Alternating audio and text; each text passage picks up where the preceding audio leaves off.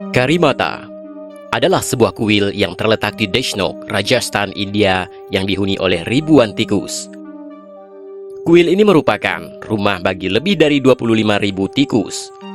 Tikus-tikus di kuil Karimata ini tidak hanya hidup dan makan di dalam lingkungan kuil, tetapi juga disembah oleh umat yang mendatangi kuil dalam jumlah besar. Hewan pengerat yang berada di kuil ini dianggap sebagai hewan suci dan disebut dengan istilah kabbas, yaitu dewa.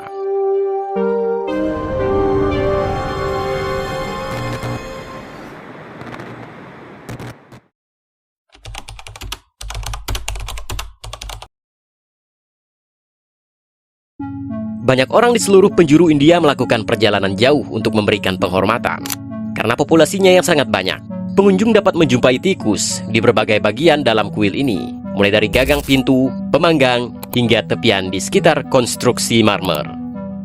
Seperti yang telah kita ketahui, India memang memiliki adat istiadat dan budaya yang unik dan menarik.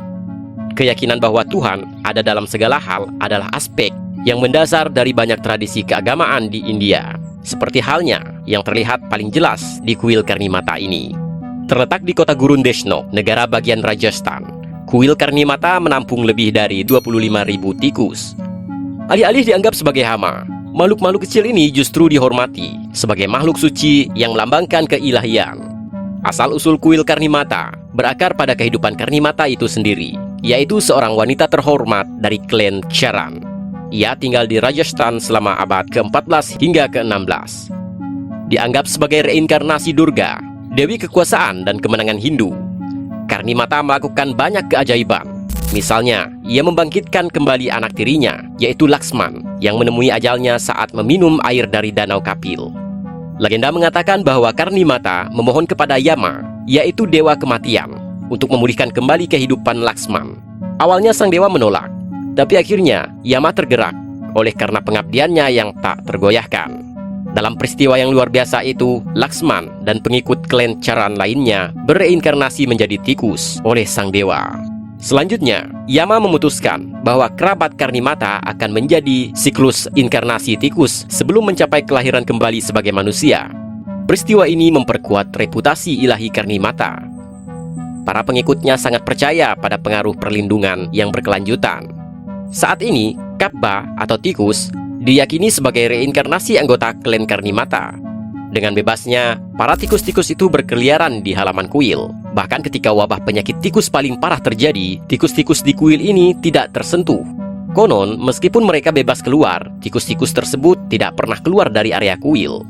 Ada beberapa kepercayaan terkait dengan tikus yang merupakan bagian penting dari narasi kuil Karimata. Misalnya, ada anggapan bahwa bertemu dengan tikus albino di tengah lautan dari tikus-tikus hitam dan coklat ini dianggap dapat membawa keberuntungan yang besar. Meskipun tikus albino ini jarang terlihat, tetapi keberadaannya dipercaya sebagai berkah langsung dari sang dewi.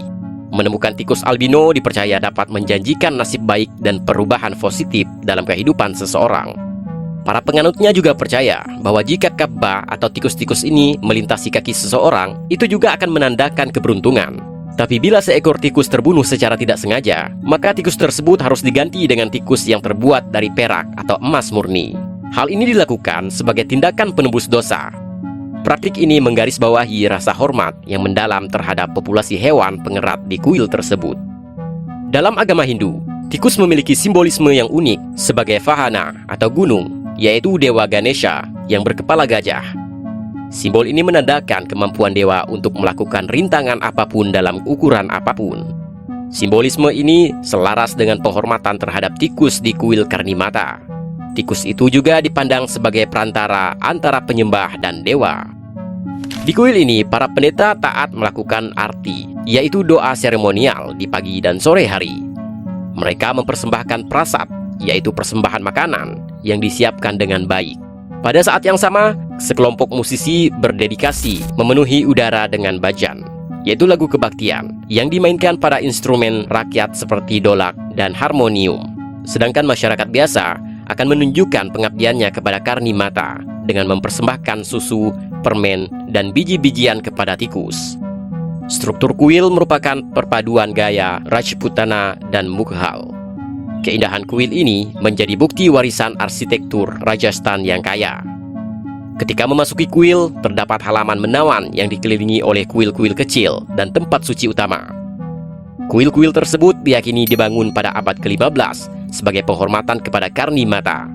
Patung dewa tersebut yang dihiasi dengan ornamen-ornamen indah memancarkan aura ketenangan. Semua ini akan menarik para penyembahnya untuk berdoa bagi agama Hindu. Bagian luar kuil dibangun pada abad ke-20 oleh Maharaja Ganga Singh dari Bikaner. Bagian luar ini menampilkan fasad marmer putih yang berkilau di bawah sinar matahari gurun. Kuil ini menampilkan kemeriahan yang tak tertandingi selama pameran Karni Mata yang diadakan 2 kali dalam setahun. Berlangsung pada festival Navratri, biasanya pada bulan-bulan Hindu Chaitra, yaitu Maret hingga April, dan Ashwin, September hingga Oktober. Acara ini melampaui makna keagamaan semesta. Festival pun berkembang menjadi tontonan budaya yang menampilkan musik rakyat, tarian, prosesi, hingga pertunjukan boneka. Selama festival berlangsung, berbagai macam kios akan menjualkan kerajinan tangan dan makanan-makanan lezat lokal. Sementara itu, kuil itu sendiri bersinar dengan lampu minyak dan bergema dengan lagu-lagu pemujaan. Irama tabuhan genderang turut menciptakan suasana yang transendental. Selama festival, para pemuja dari berbagai penjuru berkumpul untuk memberikan penghormatan kepada Karni Mata, termasuk tikus-tikus yang menghuni kuil. Namun terlepas dari pengabdian dan aura mistis yang menyelimuti, kuil ini bukannya juga tanpa kontroversi dan tantangan. Populasi tikus yang sangat besar terkadang menimbulkan kekhawatiran mengenai kebersihan dan sanitasi. Namun otoritas kuil yang didukung oleh masyarakat setempat dan memujanya telah proaktif dalam memastikan kesejahteraan tikus-tikus tersebut. Beberapa keluarga tinggal secara permanen di area kuil ini, merawat tikus dan menjaga kebersihan-kebersihan itu. Mereka membuang kotoran-kotoran tikus dan remah-remah makanan dari lantai. Nah sobat, bagaimana menurutmu? Tuliskan komentar kalian di bawah ya.